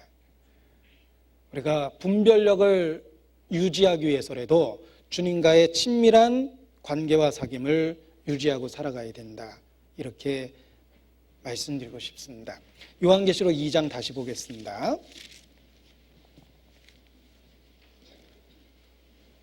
6절입니다. 오직 내게 이것이 있으니 내가 니골라 당을 미워하는도다. 이렇게 안 되어 있습니다. 뭐라고 되어 있죠? 니골라 당의 행위를 미워한다 라고 말씀하셨습니다. 자, 어떤 순간이든지 니골라 자체를 미워한 게 아니라 니골라 당의 행위를 미워하신 겁니다. 세상에서도 말합니다. 죄는 미워하되 죄는 미워하지 마라. 그렇습니다. 니골라 자체를 미워한 게 아니라 니골라 당의 행위가 잘못됐다고 이야기하는 겁니다. 우리가 교회 안에서도 마찬가지예요. 그 사람에 대한 문제를 제기하는 것이 아니라 그 사람의 잘못된 행위와 잘못된 가르침에 대한 미움을 이야기하는 것입니다. 주님은 니골라 당의 행위를 미워한다고 말씀하셨습니다. 자, 예배소 성도들은 영적인 분별력이 있었습니다. 그래서 니골라 당의 거짓된 것도 분명하게 드러낼 수가 있었습니다. 그러나 이러한 칭찬받을 만한 많은 면면이 있었음에도 불구하고 그들은 치명적인 잘못된 것을 갖고 있었습니다. 그래서 주님은 그들의 잘못된 것을 본격적으로 책망하십니다. 자, 그들의 잘못된 것이 무엇입니까? 바로 4절에 표현되어 있습니다. 그러나 너를 책망할 것이 있나니 너의 처음 사랑을 버렸느니라. 처음 사랑을 버린 것, 이것이 예배소 교회의 치명적인 잘못이었습니다. 그들은 처음 사랑을 버렸습니다. 그리스도에 대한 사랑과 열정이 처음과 같지 않았습니다. 성도에 대한, 형제 자매에 대한, 교회에 대한 사랑과 열정도 처음과 같지 않게 되었습니다. 그들은 처음 사랑을 버렸습니다. 우리가 처음 교회에 왔을 때 진리로 인해서 감동받았고, 그리고 또 하나 순박한 형제 자매님들을 보고 또 감동을 받았습니다. 그런데 처음 사랑을 잃어버리게 되면 순박했던 형제 자매가 조금 모자라 보이게 됩니다. 형제 자매는 똑같은 모습인데 자신의 마음과 태도가 바뀌었기 때문에 그렇게 된 겁니다. 사랑하는 연인의 얼굴에 큰 점이 있었습니다. 처음에는 그 점이 얼마나 매력적으로 보였는지 모릅니다. 그런데 처음 사랑을 잃어보니까 점만 보입니다. 처음에는 그 점이 참 매력적이었는데 사랑을 잃어버리니까 그것이 단점으로 보이게 되는 겁니다. 자, 처음 사랑을 잃어버리면 주님에 대한 마음이 식어집니다. 그리고 더욱더 보이는 증거로서 형제자매에 대한 너그러운 마음과 부드러운 마음과 적극적인 사랑이 없어집니다. 아주 냉정하리라 할 만큼 그 상황에 맞는 이야기나 또는 날카로운 비평이 더 많아집니다. 그것이 처음 사랑을 잃어버렸기 때문이다, 이렇게 말할 수 있습니다. 이 예배소 교회의 위기는 도덕적 잘못이 아닙니다. 예배소 교회의 위험은 영적 분별력이 떨어졌기 때문이 아닙니다. 그들은 더 치명적인 잘못을 갖고 있었는데 바로 처음 사랑을 버렸다는 것입니다. 이 처음 사랑을 저버리면 점점 더 육신적이고 인간적인 관점에서 살아가게 됩니다. 예수께서 당대의 유대 사람들을 보시며 큰 탄식을 하십니다. 너희 속에 하나님을 사랑하는 것이 없는 줄 알았다. 예배소 성도의 모습이 그러했습니다. 그들은 그 처음 사랑을 잃어버렸습니다. 이 처음 사랑을 잃어버리게 된 이유 중에 하나가 보이지 않는 하나님과의 관계보다는 사람과의 관계를 더 중요시 여겼기 때문에 하나님과의 관계가 멀어졌다라고 말할 수 있습니다. 요한복음 12장입니다. 42절. 요한복음 12장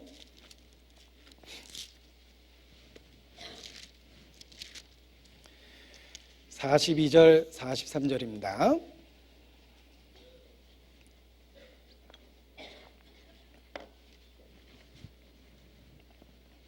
같이 읽죠. 그러나 관원 중에도 저를 믿는 자가 많되 바리새인들을 인하여 드러나게 말하지 못하니 이는 추례를 당할까 두려워함이라. 저희는 사람의 영광을 하나님의 영광보다 더 사랑하였더라. 그들이 하나님의 사랑으로부터 멀어지고 마침내 너희 속에 하나님을 사랑하는 것이 없는 줄 알았다 라고 주님께서 말씀하실 수밖에 없었는데, 그 이유가 무엇입니까? 저희는 사람의 영광을 하나님의 영광보다 더 사랑했기 때문입니다. 너희가 사람의 영광을 구하고 하나님께로부터 오는 영광을 구하지 아니하니 어찌 나를 믿을 수 있겠느냐 라고 말씀하기도 하셨습니다. 그들은 사람의 영광, 당장 눈에 보이는 사람들의 인정과 칭찬을 더 추구했기 때문에 보이지 않는 하나님의 영광, 장차 오는 칭찬과 상급을 마음에 저버렸던 것입니다. 그래서 처음 사랑을 버렸다라는 책망을 받게 된 것입니다. 사람을 두려워하면 올무에 걸린다라고 말씀하셨습니다. 여러분, 헤롯은 사람들 앞에 자기 체면을 지키려고 딸의 요구대로 세례요한의 목을 잘랐습니다.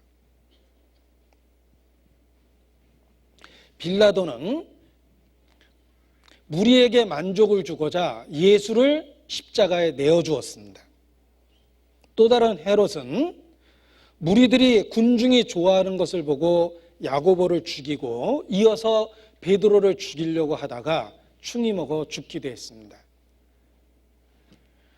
그들이 큰 죄를 지은 이유가 무엇입니까? 사람들 앞에서 체면을 세우고 사람들의 영광을 구하고 사람들의 칭찬과 인정을 구했기 때문에 그들이 진리를 대적하는 자가 된 것입니다. 지금도 그렇습니다. 사람의 영광을 더욱더 사모하게 되면 하나님의 영광을 저버리게 되고 주님을 사랑하는 마음을 잃어버리게 되는 겁니다.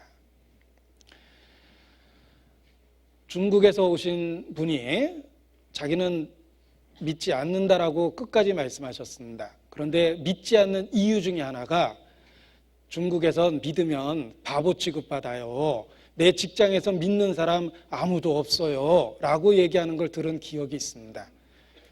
아직도 믿지 않고 계시는데 오늘이라도 주님 오시면 자기가 엄청난 잘못을 저질렀다는 걸 틀림없이 깨닫게 될 겁니다. 들어보니까 믿을 마음은 생기는데 우리나라에선 내 직장에서는 아무도 믿지 않아요.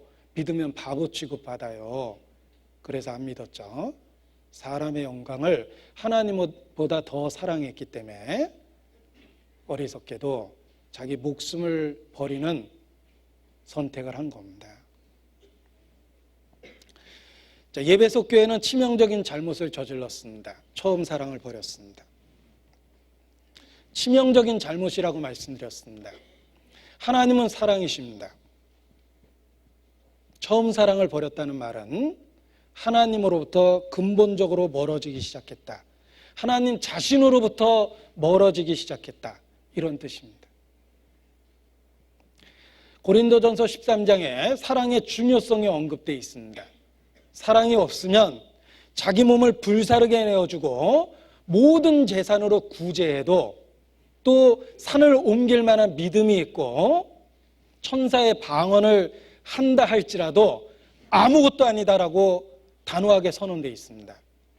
사랑이 없으면 아무것도 아닙니다. 사랑을 잃어버리면 사실은 다 잃어버린 겁니다.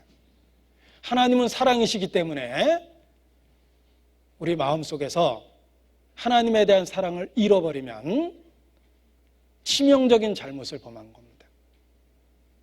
에베소 교회는 치명적 위기 가운데 거하게 된 겁니다. 내가 책망할 것이 있노니 너희 처음 사랑을 버렸느니라. 그들은 치명적인 잘못을 범했습니다. 신랑과 신부의 관계를 생각해 보십시오. 신랑에 대한 사랑을 잃어버린 신부가 무슨 의미가 있겠습니까? 신랑에 대한 사랑을 잃어버린 신부가 아름다운 옷을 입고 있은들 보석으로 온몸을 장식했든 살림도구를 많이 준비해 왔든 무슨 의미가 있겠습니까? 가장 중요한 걸 잃어버린 거예요. 교회는 그리스도의 신부입니다. 하나님에 대한 사랑을 잃어버리면 신부로서의 자격을 잃어버린 겁니다. 다 잃어버린 겁니다. 신랑에게 큰 슬픔이 무엇입니까? 자기를 사랑하지 않는 신부를 바라보고 있을 때 신랑은 최고의 슬픔을 느낍니다. 내가 사랑하는 사람이 나를 싫어하고 사랑하지 않는다면 상처를 받을 겁니다. 주님은 우리를 죽기까지 십자가를 통해서 사랑하신다는 걸 입증하셨습니다. 그런데 신부된 교회가 하나님에 대한 그 사랑을 잃어버리면 하나님을 모욕하고 하나님께 슬픔을 안겨드리는 겁니다. 사랑을 잃어버린 신부는 신랑에게 최고의 슬픔입니다. 사랑을 잃어버린 예배석 교회는 치명적인 잘못 가운데 있었던 겁니다. 주님에게 상처와 슬픔을 만들어드리고 있었던 겁니다.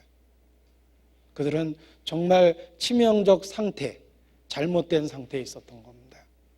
우리의 상태는 어떻습니까? 정말 주님이 우리를 들여다보시면 혹 칭찬할 만한 건 있겠죠. 그러나 혹 예배석 교회를 책망했듯이 내가 너희를 책망할 것이 있노니 너의 처음 사랑을 버렸느니라 라고 혹시 말씀하신다면 우리가 주님께 엄청난 슬픔과 상처를 드린 겁니다.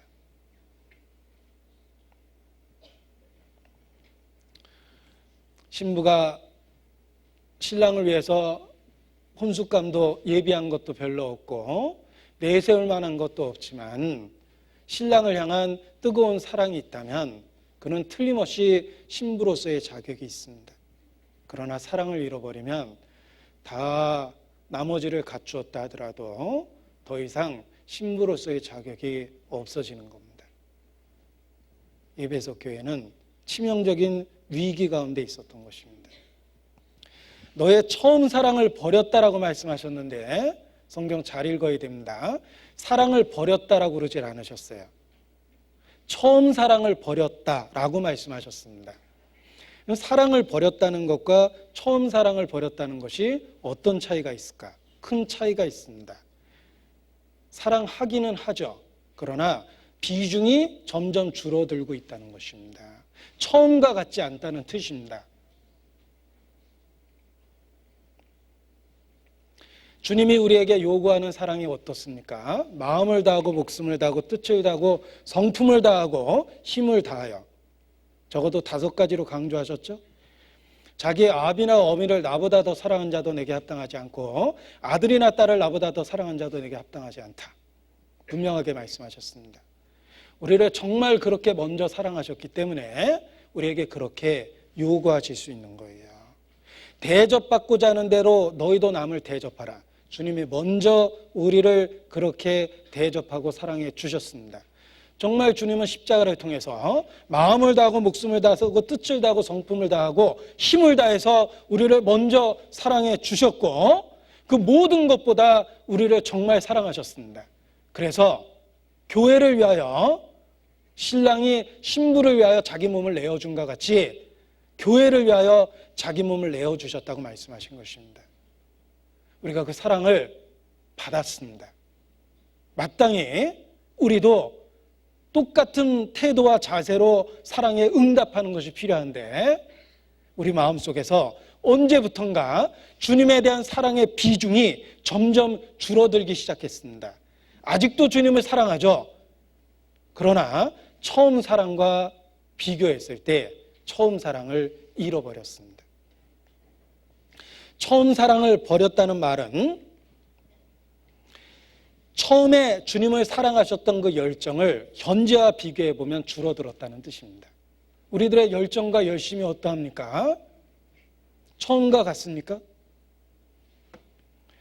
우리는 때로는 부끄러움도 없이 이런 이야기를 합니다. 내가 처음 구원받았을 때는 그때는 뭐 3시간도 내가 아침에 7시에 출발해서 내가 3시간 걸려서 교회도 왔고 태풍 부는 날 그때 태풍 크게 불지 않았냐. 나 그날도 교회 왔다. 비 쫄딱 맞고 우산 다 부러졌는데도 나 그때도 교회 왔다. 근데 요즘에 눈 많이 온다고 교회 안 오죠. 근데 그때는 그랬었지라는 말은 사실 우리가 부끄러워해야 될 말입니다. 지금은 그렇지 않다는 뜻이죠. 처음 사랑 버린 거예요. 지금의 모습을 그때와 비교해 보니까 그때와 같지 않다는 뜻입니다. 처음 사랑을 버렸어요. 처음의 열정을 잃어버린 겁니다. 책망받을 수밖에 없습니다. 어떤 분이 결혼 생활을 오래 한 후에 한탄하는 글을 썼는데 이런 글을 썼습니다. 내가 결혼한 그 남자는 어디로 갔을까? 지금도 그 남자하고 살고 있는데 내가 처음에 결혼했던 그 남자는 어디로 갔을까? 무뚝뚝하고 이기적인 저 남자를 보니까 분명히 내가 처음에 결혼한 그 남자가 아니더라. 남자도 할 말 맞습니다. 내가 처음에 결혼한 그 여자는 어디에 갔을까? 상냥하고 부드럽고 싹싹했던 그 여자는 어디 갔고, 저렇게 무서운 아내가 제 얘기 아닙니다. 오해받겠는데요. 저는 여전히 행복합니다. 아무튼 내가 결혼한 그 남자는 어디에 갔을까? 조금은 비극적이죠. 주님도 우리를 보시고 그렇게 얘기할 것입니다. 너의 처음 사랑을 버렸다. 우리가 정말 사랑에 빠졌을 때는 멀어도 만나기 위해서 달려갔고 어려운 환경 속에서 만나기 위해서도 시간을 냈습니다. 사랑이 식으면, 지금도 사랑하지만 사랑이 식으면 멀어서 갈 수 없고 바빠서 갈 수 없다라고 이야기합니다. 저는 남녀 간에 미쓰리 헤어져야 되겠어. 부모님이 너무 반대해. 그거는 난 미쓰리하고 결혼할 마음이 이제 없어졌어 라는 말과 똑같은 말이라고 생각합니다. 지가 언제적 부모 말을 그렇게 잘 들었다고 평소에 말 안 듣다가 꼭 그 말은 들으려고 그러죠. 부모가 반대해서 결혼 못 하겠대요. 진짜 사랑하면 반대해도 기다리거나 무릅쓰고 합니다. 사랑이 식으면 핑계가 많아집니다. 처음에는 당신만 있으면 되죠. 사랑이 식으면 당신도 있어야 되고 김치냉장고도 있어야 됩니다. 사랑이 더 식으면 김치냉장고는 있어야 되지만 당신은 왜 이렇게 제가 오늘 너무 슬픈 얘기를 하는 것 같은데요. 자, 아무튼 처음 사랑을 가지면 아무것도 없어도 여전히 행복할 수 있습니다. 문제는 우리가 처음과 같지 않다라는 데 문제가 있습니다. 절대 정상이 아닙니다. 의인의 길은 돋는 햇볕 같아서 점점 더 빛나서 원만한 광명에 이릅니다. 주님에 대한 사랑은 더 깊어지는 게 원리입니다. 그 사랑의 넓이와 길이와 높이와 깊이의 어떠함을 깨달으라고 되어 있죠. 정상적인 신앙생활은 처음 사랑을 잃어버리는 게 절대 아닙니다. 사랑의 넓이를 깨닫고 길이를 깨닫고 높이를 깨닫고 깊이의 어떠함을 깨닫습니다. 그런데 불행하게도 처음 사랑을 잃어버리면 그때로부터 신앙의 위기가 가속됩니다. 처음 사랑을 잃어버리면 처음 행위를 잃어버리게 됩니다. 사랑은 신앙의 엔진과 동력입니다. 사랑을 잃어버리면 신앙생활을 지속할 힘이 없습니다. 그래서 의무감만 남아요. 기쁨이 없고 자원하는 마음이 없습니다. 의무감만 가득하니까 교회 직분도 거추장스러워요. 올해도 또 해야 되나? 좀 쉬고 싶은데.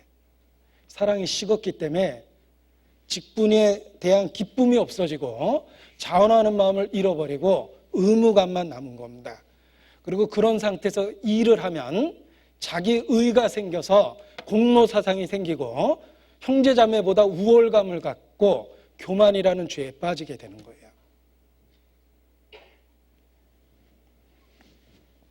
사랑을 잃어버리면 다 잃어버리고 있는 겁니다. 기초를 잃어버렸기 때문에 그렇습니다.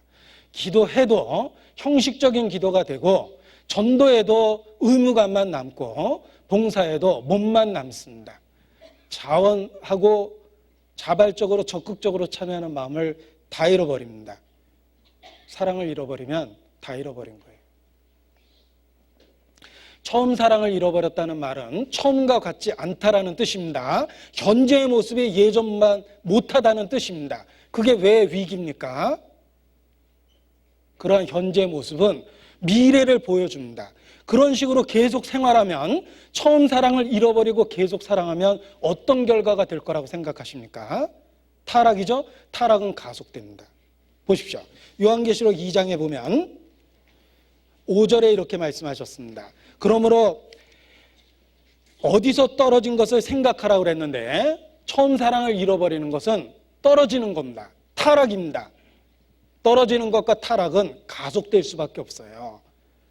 지금 현재 처음 사랑을 잃어버렸다면 암울한 미래가 보입니다. 한 달 뒤, 1년 뒤, 3년 뒤가 보입니다. 그 상태 그대로 지내면 타락이 가속됩니다.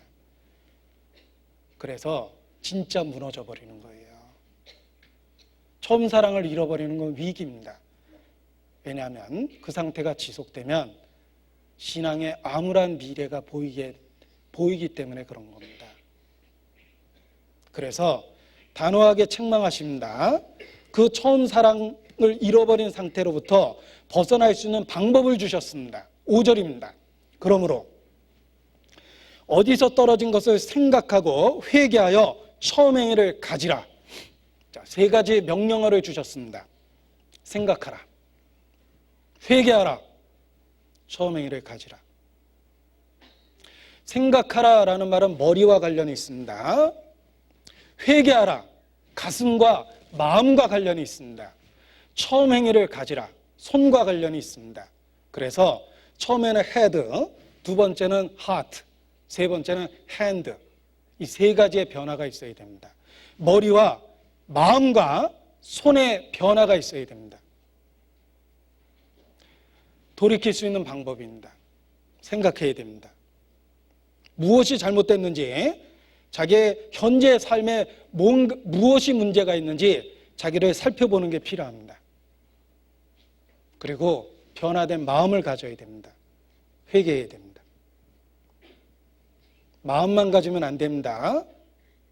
처음 행위를 가지라라고 이야기했죠. 이 가지라라는 말이 동사로 행하다라는 말과 같은 말입니다. 처음 행위를 다시 해보라는 뜻입니다. 생각을 바꾸고 마음을 바꾸고 처음 행위를 실천해보라, 이런 뜻입니다. 그것이 돌이킬 수 있는 길입니다.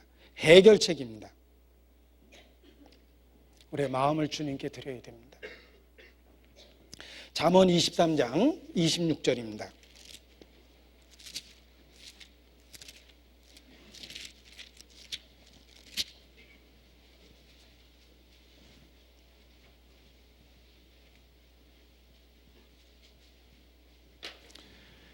잠언 23장 26절. 내 아들아, 내 아들아, 내 마음을 내게 주며. 자, 우리에게 친밀감 있는 부름을 주십니다. 내 아들아. 우리가 정말 거듭났다면 아들의 영이 우리 속에 있어서 놀라울 정도로 화답합니다. 주께서 친밀함을 보여주십니다. 내 아들아, 내 마음을 내게 주라. 자, 이것이 돌이킬 수 있는 방법입니다. 생각하고 회개해야 돼요. 마음을 드리는 겁니다. 생각을 드리는 겁니다. 내 마음을 내게 주라라고 말씀하셨습니다. 복음성가 가사에 당신께 드릴 것은 사모하는 이 마음뿐, 당신께 드릴 것은 사모하는 이 마음뿐 그랬는데, 그 가사 그대로 사실 우리가 하나님께 드릴 것은 창조주가 받을 만한 것이 우리에게 없습니다. 여러분, 왕에게 선물한다면 왕이 무엇이 없겠습니까? 내가 갖고 있는 거 왕이 다 갖고 있습니다. 줄 게 없어요. 나보다 못난 사람에게는 줄 게 많아요. 그러나 나보다 더 좋은 여건을 갖고 있는 사람에게는 내가 가진 것 중에 줄 게 없어요. 그 사람에겐 다 넉넉한 것들이거든요. 하물며 만왕의 왕께 피조물인 우리가 무엇을 드리겠습니까?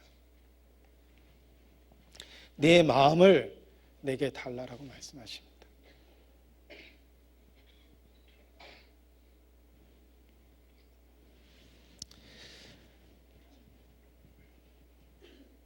그것이 처음 사랑을 회복할 수 있는 해결책입니다. 우리의 마음을 주님께 드리고 우리가 어디서 떨어졌는지 생각을 해봐야 됩니다. 근본적인 진리를 되찾아야 됩니다. 처음 사랑을 갖게 되었던 이유가 무엇입니까? 복음입니다. 십자가입니다. 진부한 이야기가 아니라 그 복음과 십자가의 진리가 처음 사랑을 우리 안에 만들어냈습니다. 내가 왜 구원의 확신을 가졌고 하나님을 아버지라 부를 수 있는 담력을 갖게 되었고 왜 교회에 참여했습니까? 십자가입니다. 복음입니다. 그 근본적 진리로 인해서 내가 구원의 확신을 얻었고 하나님의 자녀라는 확신을 갖게 됐고 기도할 때 친밀함을 느낄 수 있었고 하나님 앞에 나아갈 때마다 담대함을 갖게 된 겁니다. 처음 사랑을 되찾기 위해서는 그 처음의 사랑을 우리에게 만들어 주었던 그 근본적 진리를 다시 붙잡아야 됩니다. 저는 개인적으로 전도할 수 있는 반복되는 기회를 갖고 있습니다. 제가 갖고 있는 스케줄이 말씀을 증거하는 것이고 주기적으로 복음을 증거하게 되어 있습니다. 그것이 저에게 일일 뿐만 아니라 내게 주어진 놀라운 특권이라는 걸 알게 됐습니다. 내가 복음을 주기적으로 마음에 되새기기 때문에 신앙생활할 힘이 생기고 담력이 생기고 새롭게 되고 변화될 수 있는 것입니다. 복음을 일깨우고 근본적 진리를 붙잡기 때문에 신앙생활할 바탕이 생기는 겁니다. 그래서 내가 전도인이 됐다는 것에 대해서 하나님께 감사하는 이유 중에 하나입니다. 나는 내가 하는 이 일로 인해서 끊임없이 복음을 수십 번, 수백 번 되새길 수 있습니다. 그리고 그때마다 복음은 정말 새롭게 마음에 와닿고 주님 안에서 살겠다는 의지와 결심을 만들어냅니다. 처음 사랑을 마음에 확실하게 다시 붙잡기 위해서 근본적 진리를 붙잡아야 됩니다. 누가 너희를 요란케 하여 누가 너희를 요동케 하더냐? 다른 복음은 없습니다. 우리 구주 예수께서 십자가에 못 박히심으로 우리를 구속하셨습니다. 부활하심으로 승리하셨습니다. 때로는 단순해 보이고 때로는 진부해 보이는 이 말씀이 진리며 우리가 평생 발을 딛고 서 있어야 될 기반이 되는 겁니다. 거기서부터 처음 사랑을 되찾을 수 있습니다. 내가 바랄 수도 없는 중에 놀라운 은혜를 주셨습니다. 여호와의 인자하심과 인생에 행하신 그 귀한 일로 인하여 그를 찬송할지어다. 복음을 마음에 일깨우면 우리 마음속에 저절로 찬송이 터집니다. 처음 사랑을 되찾을 수 있는 방법은 근본적 진리를 일깨우고 붙잡는 것입니다. 성령이 우리 마음을 일깨우시면 그 근본적 진리를 다시 새롭게 하십니다. 내가 몰랐던 감춰진 계시록의 비밀을 깨닫는 것도 아니고 다니엘서에 숨겨진 의미가 깨달아지는 것이 아닙니다. 성령이 나를 사로잡으면 이지하고 심플한 복음의 메시지가 너무나 새롭게 마음에 와닿게 됩니다. 그래서 처음 사랑 되찾게 되고 처음의 열정을 되찾게 되는 겁니다. 생각하고 회개하여 처음 행위를 가지되 우리가 처음에 들었던 그 메시지를 다시 한번 일깨워 보십시오. 거룩하신 하나님, 타락한 인간, 아니 나라는 존재를 십자가의 은혜로 무조건적으로 구원하셨습니다. 그리고 정말 그 은혜를 또다시 마음에 느낄 수밖에 없는 이유는 구원받은 이후에 우리의 삶의 태도를 생각해 보면 더 큰 은혜를 느낍니다. 그 놀라운 은혜를 받았음에도 불구하고 우리는 때로 무기력하고 게으르기도 하고 적당히 타협됐기도 하고 그리고 정말 주님께 상처를 주는 죄도 쉽게 범한 적이 있습니다. 그렇게 놀라운 은혜를 받은 이후에 여전한 우리의 죄성을 보면서 우리는 어쩔 수 없는 우리 자신을 더욱 깨닫게 되고 그럼에도 불구하고 받아주신다는 십자가의 메시지를 새롭게 보기도 합니다. 우리가 왜 주의 은혜를 생각할 때마다 마음에 새롭게 격동되고 감동받을 수밖에 없습니까? 그것은 구원받은 이후에 그 놀라운 은혜를 주셨음에도 불구하고 우리의 반응이 너무나 적기 때문에 그러한 나 자신의 모습을 보고 그리고 그럼에도 불구하고 계속되는 하나님의 사랑을 확신하니까 마음에 감동이 생기고 변화되고자 하는 의지가 불처럼 일어나는 겁니다.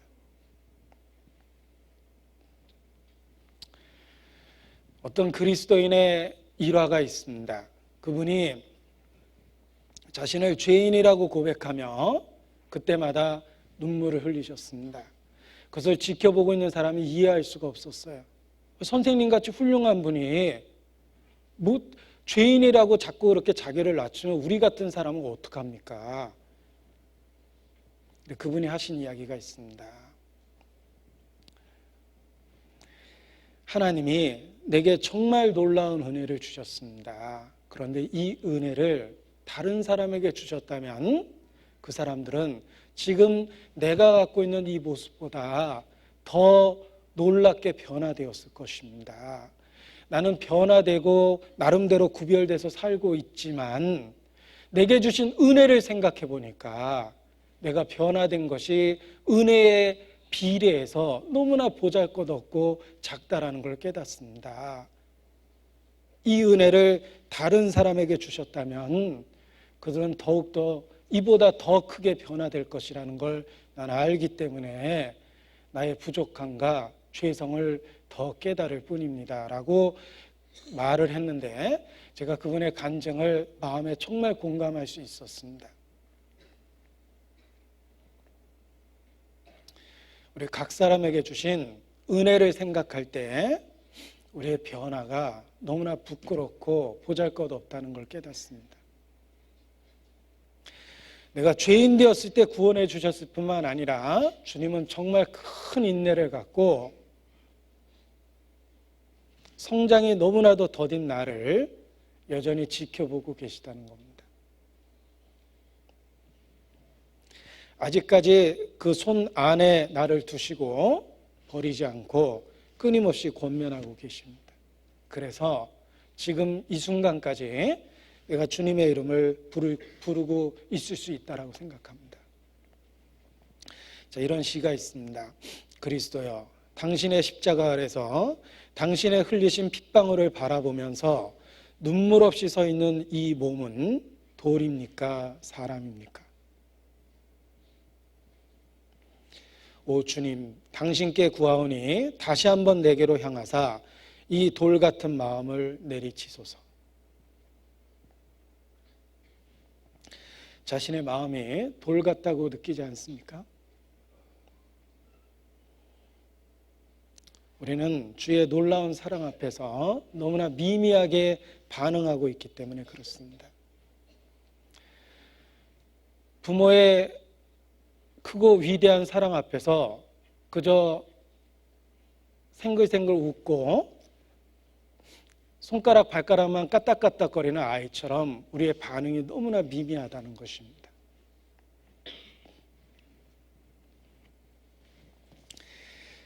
처음 사랑을 갖게 되었던 진리를 일깨울 때 처음에 열정을 되찾을 수 있습니다. 그 열정이 동력이 돼서 신앙생활이라는 삶의 변화를 만들어내는 것입니다. 요한복음 14장 23절입니다.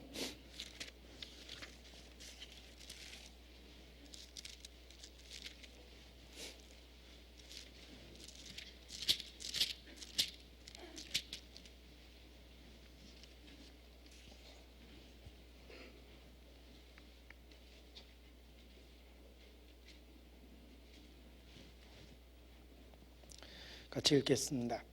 예수께서 대답하여 가라사대 사람이 나를 사랑하면 내 말을 지키리니 내 아버지께서 저를 사랑하실 것이요 우리가 저에게 와서 거처를 저와 함께 하리라. 내 말을 지키리니 어떻게 주의 말씀을 지키고 살아갈 수 있습니까? 사랑이 동력이 됩니다. 사람이 나를 사랑하면 내 말을 지킬 것이다. 사랑이 힘의 근원이 돼서 주의 말씀을 순종하게 만들어 줍니다. 사랑이 실천력을 만들어 줍니다. 야고보처럼 나는 내 믿음을 행함으로 보이리라. 그 근본적인 사랑을 일깨우고 우리도 마땅히 사랑으로 화답하는 것이 필요하며 주님을 참으로 사랑한다면 순종으로 응답해야 됩니다. 희생과 헌신으로 응답해야 됩니다. 내가 삶의 불편함을 주의 이름을 위하여 감수하겠나이다. 그렇게 응답해야 됩니다. 사랑은 생명력입니다. 생육하고 번성하는 것이 생명 현상입니다. 우리 영적 생명도 생육하고 번성해야 하듯이 주에 대한 사랑도 더욱더 커지는 것이 마땅합니다. 그 사랑의 넓이와 길이와 높이와 깊이의 어떠함을 깨달으면서 주의 말씀대로 살겠다는 결의와 결심 속에서 하루하루 살아가는 것이 마땅하다고 확신합니다. 기도하시겠습니다. 아버지 하나님, 우리의 연약함을 주님 앞에 고백합니다. 주의 놀라운 사랑을 받았음에도 불구하고 아직도 우리 속에 작용하고 있는 죄성을 슬퍼합니다.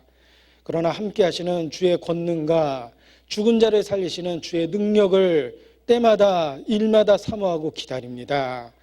죽은 자를 살리시는 그 능력으로 우리의 삶의 변화를 주시고 주님에 대한 간증을 입술에만 있지 아니하고 삶 속에 생활 속에 나타낼 수 있도록 도와주시고 주관하여 주시기를 주님께 부탁을 드립니다. 주님 앞에 서는 그날 부끄러움 없이 책망받을 일 없이 영광과 존귀와 칭찬 가운데 주님 앞에 서기를 바라고 원합니다.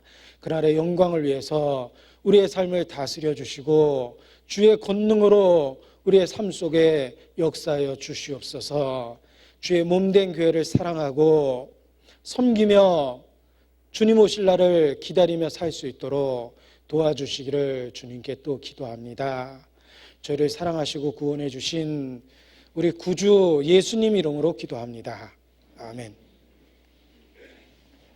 찬송하겠습니다. 511장입니다.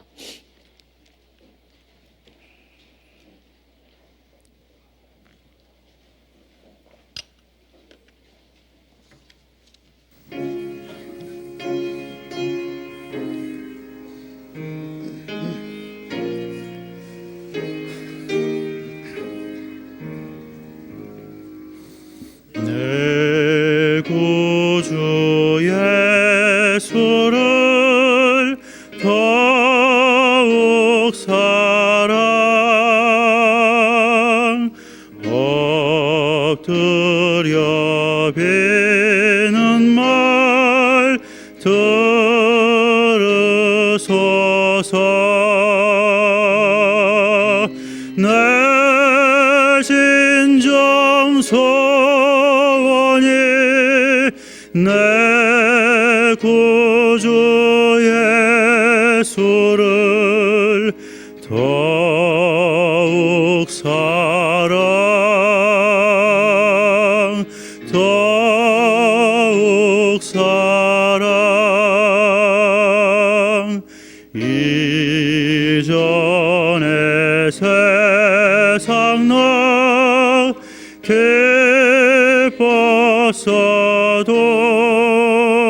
기뻤어도 지금 내 기쁨은 오직 예수 다만 내 비는 말 내 구주 예수를 더욱 사랑 더욱 사랑 이 세상 떠날 때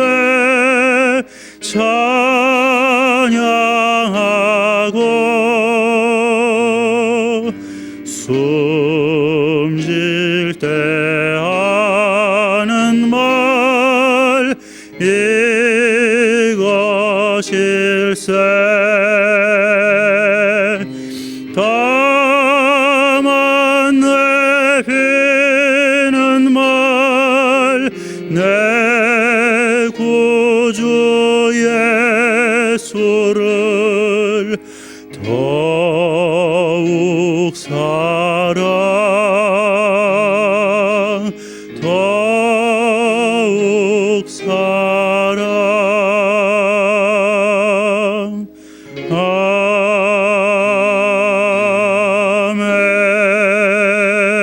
아멘. 광고 없습니다. 마치겠습니다. 안녕히 돌아가시기 바랍니다.